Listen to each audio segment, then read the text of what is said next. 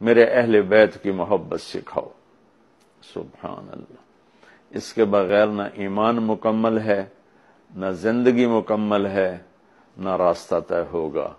کہ آپ نے فرمایا غدیر خم کے موقع پر جب آپ حج سے واپس تشریف لا رہے تھے کہ میں تم میں دو بڑی بھاری چیزیں چھوڑ کے جا رہا ہوں، اگر ان کو مضبوطی سے پکڑ کے رکھو گے تو کبھی گمراہ نہیں ہوگے اور مجھ سے ملو گے۔ خلاصہ کے طور پر ایک میری کتاب اور ایک میرے اہل بیت۔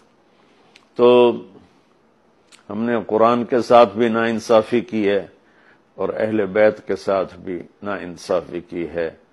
درد سے کہہ رہا ہوں یہ بات، میں فرقہ واریت سے بالا تر ہو کر یہ بات کر رہا ہوں کہ ہمیں اگر ان کے گھرانے سے پیار نہیں ہے تو وہ کیا ایمان ہے اور کیسا ایمان ہے۔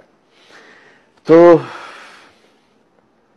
اللہ اس کے رسول نے جو محبت کی نشانی بتائی ہے وہ بھی میں نے بتا دی، اور جو اللہ کے نبی فرما رہے ہیں کہ 3 کام اپنی اولاد کو سکھاؤ: قرآن، میری محبت، میرے اہل بیت کی محبت۔